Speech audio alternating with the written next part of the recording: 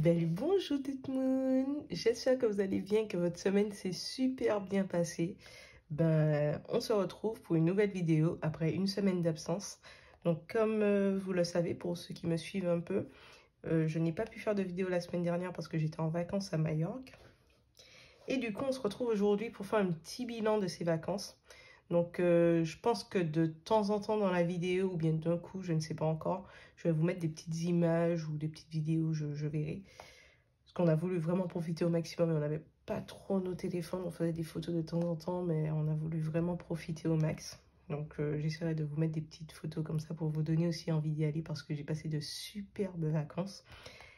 Et c'est l'heure du bilan. Donc c'est vrai que moi j'ai fait un bilan à la mano sur une feuille et je vais vous raconter un petit peu comment s'organiser par rapport au budget. Donc c'est parti, j'aurai pas vraiment de support. Là c'est mon classeur épargne et défi qui est un petit peu vide puisque je l'ai vidé avant les vacances, je le rappelle, donc on refera un point là-dessus. Et puis voilà. Alors c'est parti. Donc je rappelle, avant les vacances, j'avais vidé quelques enveloppes et j'avais mis le récap quelque part ici pour lister les dépôts que j'ai fait en banque. Donc j'ai déposé 400 €. Donc ça, j'ai fait le virement avant les vacances, avant de partir en fait, sur Lydia. Et j'ai réparti cet argent dans les différentes tirelires de Lydia. Donc c'est vrai que mon classeur est un petit peu vide, un petit peu triste par rapport à ça, mais bon, c'est pas grave. Et du coup, pour les vacances, j'avais un budget de... Enfin, j'avais réussi à mettre environ 300 € de côté, sachant que j'ai commencé cette méthode véritablement en février de début d'année. Donc, c'est vrai que 300 € en quelques mois, c'est vraiment pas mal. Mais en faisant les comptes, on a fait les comptes à l'instant, c'était clairement pas suffisant. Alors, je rappelle, on est parti une semaine à Majorque, donc 8 jours, 7 nuits, dans un hôtel 4 étoiles. Donc, si vous voulez, je vais vous mettre le lien en description. C'est un hôtel Pierre et Vacances, c'était génial, juste génial. Et pendant ces vacances, c'est vrai qu'on s'est dit, on se lâche, on ne regarde pas trop à la dépense. Même si on a de l'argent en espèces, on a quand même dépensé en carte. Alors que je m'étais dit, oui, je prendrais ma carte secondaire, Boursorama, sur laquelle je mettrais un certain nombre d'argent, enfin un certain montant, et que je ne dépasserai pas. Au final, j'ai pris ma carte principale et tout. Bref. Ça ne s'est clairement pas passé comme prévu, mais bon, c'est pas grave. L'objectif était de vraiment passer de bonnes vacances à deux. Surtout après les 2 ans, et c'est pas fini, de Covid. Donc, on a fait les comptes et donc j'ai pris une feuille en fait où j'ai fait 4 colonnes. La première, c'était pour le motif et je mettais la date. La deuxième, c'était pour voir le montant qu'on a retiré de notre pot. Donc c'est vrai qu'on avait fait un pot depuis, je pense, 1 ou 2 ans déjà, où dès qu'on pouvait, on mettait un petit 5 €, un 2 €, un 20 €, etc. On n'était pas assidus du tout. Du coup, dans ce pot, il y avait 200 € au bout d'1 ou 2 ans. Donc c'est pas énorme. Mais ce pot, il nous a permis de payer quelques activités, enfin de faire des petites avances sur quelques activités. Et du coup, j'ai fait cette colonne-là. Ensuite, j'ai fait une colonne pour moi et une colonne pour mon chéri. Donc comme ça, je pouvais voir pour telle activité ou telle dépense. On a pris 10 € dans le pot, moi j'ai mis tant et mon copain a mis tant. Donc j'ai pu faire les comptes comme ça. Et c'est vrai qu'au bout du 3e jour de vacances, on s'est dit, on va noter. Donc je le notais sur mon téléphone, tout simplement dans l'application de notes de l'iPhone. Tel jour, on a fait telle dépense, parce que c'est vrai que même si on gardait tous les tickets de carte bancaire, on avait quand même de l'espèce. Et du coup, c'était important de noter les dépenses pour qu'on ait une idée, même si on n'a jamais fait les comptes pendant les vacances. Hein. On ne se limitait pas, on ne se restreignait pas. Mais voilà, j'ai fait les comptes, les amis. Et avant ça, je pense que je vais vous mettre des petites images de Majorque pour mettre une petite image un petit peu paradisiaque. Et après, on passe dans le vif du sujet.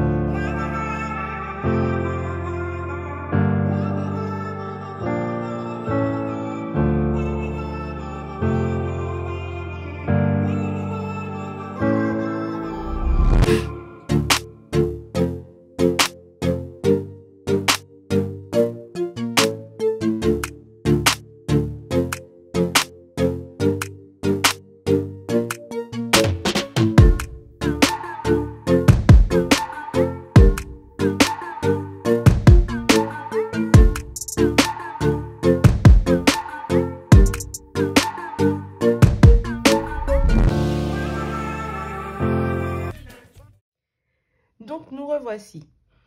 Alors, pour les mauvaises nouvelles, alors on a eu pas mal de dépenses imprévues, comme d'habitude pour les vacances. Parmi celles-ci, on a, étant donné qu'on était dans une ville qui s'appelle Porto Colom, donc vraiment à l'est de Majorque, environ 1h10 en voiture, en bus, enfin en voiture, du centre qui est Palma. Et dans cette ville, enfin c'était plus une sorte de station balnéaire, c'était en fait, comment dire, il fallait une voiture en fait, si on voulait aller dans les autres villes pour bien profiter des activités, etc. Donc ce n'était pas prévu. On est allé voir, il y avait 2 loueurs de voitures. On avait un où c'était pas trop cher à notre goût, entre guillemets, c'était environ 45 € la journée pour le plus petit modèle. Et il n'y avait pas, il n'était pas disponible. Donc on est allé voir l'autre loueur de voiture, ce qui nous a fait pour 3 jours 190 €. Donc ça fait mal, ça fait très très mal. Mais on ne regrette pas parce que sans ça, on n'aurait pas pu faire certaines activités ou voir de belles choses. Et aller dans d'autres villes un petit peu plus animées, etc., etc. Donc 190 €, sans compter l'essence, etc. Donc on en a eu environ pour 250. Donc une dépense qui n'est pas prévue. Ensuite, on a eu le malheur de mal se garer parce que bon, tout est écrit en espagnol. On était garé au centre de Palma, enfin oui, au centre-ville entre guillemets de Palma, mais apparemment sur une rue où il fallait des autorisations. Mais vu qu'on avait vu d'autres voitures, on s'est dit bon ben on peut se garer là. Surtout qu'on avait vu une voiture de notre loueur de voiture, donc on s'est dit bon, pourquoi pas. Mais on s'est pris une amende à l'espagnol, c'est génial, de 45 €. Donc ça aussi, donc rajouter aux 250 € de frais de voiture, on est déjà à environ 300 €, qui n'était pas prévu. Donc ça, ok. Ensuite, du coup, à la fin du séjour, on a également eu une autre dépense qui est l'achat de tests antigéniques. Donc 30 € par personne. Ça non plus, c'était pas prévu, puisqu'à l'arrivée en Espagne, même si on a fait notre test, en fait, c'était pas demandé pour arriver en Espagne, etc. C'est pas demandé si on sort de France. On l'avait quand même fait, mais voilà. Et en retour, il fallait le faire. On l'a fait un petit peu en urgence parce qu'on avait complètement zappé. Donc 60 € et bim. Et comme autre dépense imprévue, c'était, en fait, c'est un petit mélange, mais on a dû beaucoup aller au resto du coup pour se nourrir. Et en fait, les restaurants là-bas, c'est à peu près le même prix qu'en France. Donc ça nous a un petit peu surpris. On pensait que ce serait un petit peu moins cher. Et on n'avait pas forcément la qualité à la française. Bon, ça, on s'y attendait un peu, mais pas à ce point. Après, on est peut-être exigeant parce qu'on va dans de très bons restos ici. C'est vrai qu'on en fait souvent, on a des favoris, bien évidemment. Et c'est vrai qu'en Espagne, on payait des fois un petit peu plus cher. Par exemple, l'eau est payante. Parce qu'il faut savoir que eux, pour la plupart des infrastructures, c'est un mélange d'eau douce et d'eau salée. Donc, qui sortent des robinets, sauf ceux qui ont fait des installations plus modernes, etc. Même dans les hôtels, des fois. Et en fait, l'eau est toujours payante, à raison d'environ 3,50 €, 4 € le litre d'eau. Et comme à chaque fois qu'on va au resto, on prenait de l'eau, enfin au début en tout cas, ça fait monter un petit peu la note. Pareil pour le pain, il ne sera pas gratuit comme en France au resto par exemple. Après, il est toujours assorti de petites choses, hein, mais c'est des dépenses supplémentaires. Et puis, en règle générale, c'était toujours un petit peu plus cher. Je ne saurais pas dire à peu près de combien, mais c'est vrai que on est sorti par exemple d'un resto, on a halluciné d'avoir payé 75 € pour... j'avais pris des ribs et des frites, et j'avais ça comme portion de frites. Franchement, j'avais pas plus de 20 frites dans l'assiette. Donc on a pris une portion supplémentaire qui nous a coûté quoi, 3 ou 4 € pour la même quantité. Et lui, il avait pris du poulpe, mais c'était une petite partie de poulpe avec un petit dôme entre guillemets de pommes de terre. Et vu que j'avais été un petit peu déçue par rapport à ça, je n'avais pas pris de dessert. Lui, oui, un petit gâteau au chocolat. On avait pris du jus chacun et on s'était retrouvé avec 75 € de resto. On a halluciné. Vraiment, on s'était dit, bon, avec la portion, on serait peut-être à... Par exemple, en France, je pense qu'on aurait plus été aux alentours des 50-60 € max, quoi. Sachant que je n'ai pas pris de dessert, donc on aurait pu atteindre les 80 quelques euros facile. Donc c'est des petites choses comme ça, après c'est pas arrivé tout le temps, mais on a trouvé quand même ça assez cher. Donc tout ça a fait que, il faut que je vous donne la somme totale, parce que je blablate. Mais au final, donc on avait budgétisé environ 300 € par personne, donc en espèces. Et au final, on s'est retrouvé à dépenser, en moyenne, puisqu'on n'a pas les mêmes chiffres, mais on est aux alentours de 775 € par personne pour 8 jours et 7 nuits à Majorque. Après, on a fait quand même des activités hyper sympas, mais qui coûtent cher. Par exemple, du buggy à plus de 150 €, du jet ski à 150 €. Pour nous deux, hein, chaque fois je donne le prix.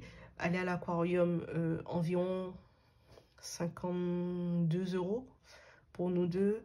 On a fait une excursion dans une sorte de grotte, une cave où l'accès est un petit peu dangereux par la mer, mais on est en combi, etc. Mais c'était ouf.